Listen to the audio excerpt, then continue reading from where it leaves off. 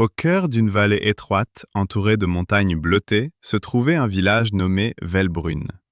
C'était un endroit calme, presque oublié du reste du monde, où les saisons semblaient passer plus lentement qu'ailleurs. Les jours s'étiraient en longues heures silencieuses, et les nuits, éclairées par une lune épaisse comme un galet blanc, étaient souvent remplies d'un vent qui murmurait entre les pins. Dans ce village vivait Liora, une adolescente de 16 ans, connue pour deux choses, son rire clair et sa curiosité impossible à calmer.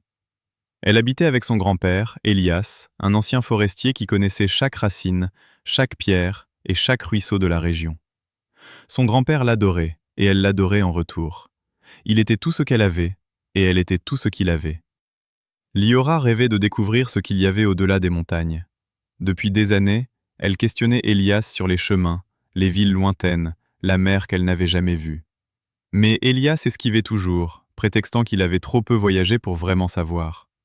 Liora se disait qu'il inventait cela pour la protéger, ce qui n'était peut-être pas totalement faux. Un soir d'automne, alors que les feuilles rousses tapissaient les chemins du village, une rumeur commença à circuler. Un objet étrange était tombé dans la forêt du nord. Certains parlaient d'une pierre venue du ciel, d'autres d'un animal inconnu. Le curé, lui, disait que c'était sûrement un signe du destin, ce qu'il répétait pour beaucoup de choses. Liora, bien sûr, ne pouvait pas laisser passer ça.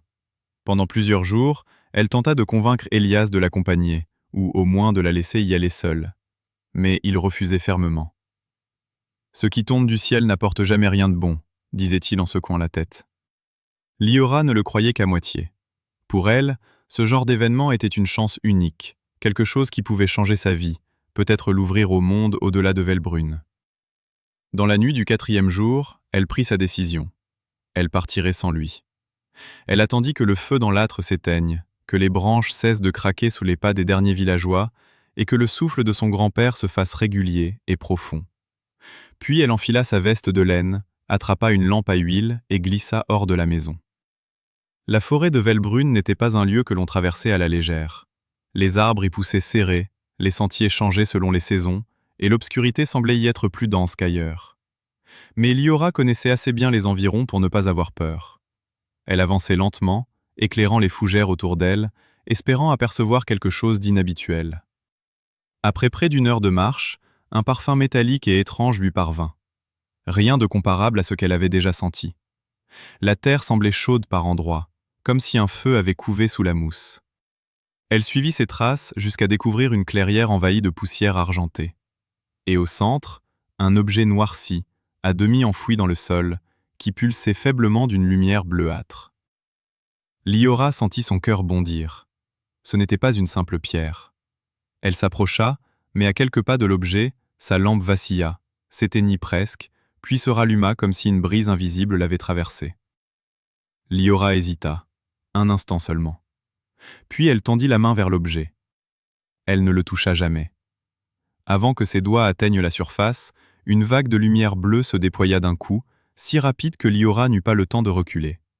Un son sourd remplit la clairière, et elle sentit le sol se dérober sous elle. Quand elle rouvrit les yeux, elle n'était plus dans la forêt.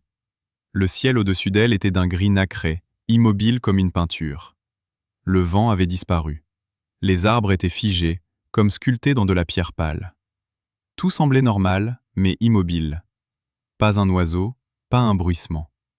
Une forêt arrêtée dans un instant éternel. Liora se redressa, confuse, puis appela. « Bonjour ? Il y a quelqu'un » Sa voix résonna étrangement, comme si l'air lui-même tardait à vibrer. Elle fit quelques pas. Le sol résonnait différemment.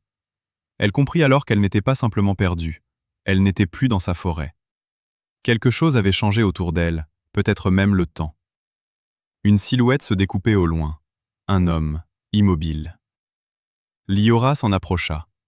Lorsqu'elle fut assez près, elle comprit qu'il ne respirait pas vraiment. Il ne semblait pas mort, plutôt en pause, suspendu. Et partout alentour, d'autres silhouettes, animales, humaines, végétales, toutes figées dans un même souffle invisible. Liora sentit la panique monter, mais elle se força à respirer lentement. Elias lui avait toujours dit de rester calme face à ce qu'elle ne comprenait pas. Elle continua d'avancer jusqu'à atteindre une sorte d'arc de pierre qu'elle n'avait jamais vu auparavant. Une porte, peut-être ? Quand elle la traversa, l'air vibra à nouveau, et soudain tout reprit vie autour d'elle, mais pas de la manière qu'elle espérait. Les silhouettes coincées reprirent leur mouvement, mais pas là où elles s'étaient arrêtées. Elles avançaient toutes vers elle, comme attirées par quelque chose qu'elle ignorait. Liora recula instinctivement, mais les silhouettes se rapprochaient. Elle ne parlait pas, elle ne criait pas. Elle marchait simplement, les yeux vides, comme si elle était la seule chose vivante dans un monde qui s'était brisé. Elle se mit à courir. Elle traversa la vallée figée, franchit des troncs pétrifiés, sauta par-dessus des rochers qui semblaient flotter dans un mouvement gelé. Elle sprintait sans réfléchir, poussée par un instinct plus fort que la peur. Elle chercha, désespérément, le point où elle était apparue. La clairière, l'objet. Mais tout autour d'elle, les paysages se répétaient, les arbres identiques, les pierres identiques. Pas de retour possible. Le ciel restait bloqué dans sa couleur nacrée, comme si le temps refusait de bouger. Liora finit par s'arrêter, essoufflée, les jambes tremblantes. Elle se tourna. Les silhouettes n'étaient plus derrière elle. Elle était seule, mais pas en sécurité. Un souffle résonna juste à côté d'elle. Elle se retourna d'un coup. Ce n'était pas une silhouette figée, c'était l'objet. Celui qui, dans sa forêt, dans son monde, était tombé du ciel. Il l'évitait, comme s'il l'avait suivi. La lumière bleue pulsa de nouveau, et Liora sentit la vallée entière se refermer autour d'elle, comme un livre qui se ferme. Elle comprit alors que la frontière entre les mondes n'avait pas été ouverte pour la laisser entrer. Elle l'avait été pour la retenir. Et à Velbrunn, au même moment, Elias s'éveilla en sursaut, trouvant la maison vide, la lampe manquante. Il la chercha toute la nuit, puis le lendemain, puis les jours suivants. Chaque matin, il se levait avant l'aube, scrutait les chemins, appelait son nom jusqu'à l'extinction de sa voix. Les villageois l'aidèrent d'abord, puis abandonnèrent l'idée de la retrouver. Mais lui, jamais. Jusqu'à la fin de sa vie, il garda sa porte entr'ouverte, au cas où elle reviendrait. Mais elle ne revint pas. Elle ne pouvait plus.